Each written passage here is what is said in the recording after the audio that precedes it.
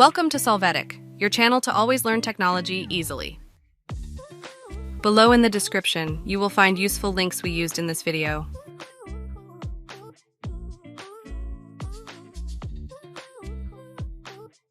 Today in Solvetic, we will see how to clear the cache in Telegram.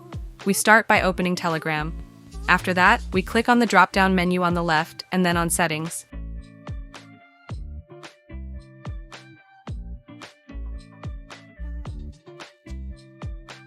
After this, we click on the Data and Storage option. Click again on the Data and Storage option.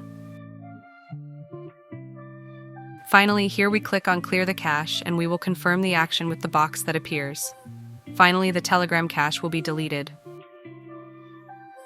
Hey, remember to subscribe Solvetic channel.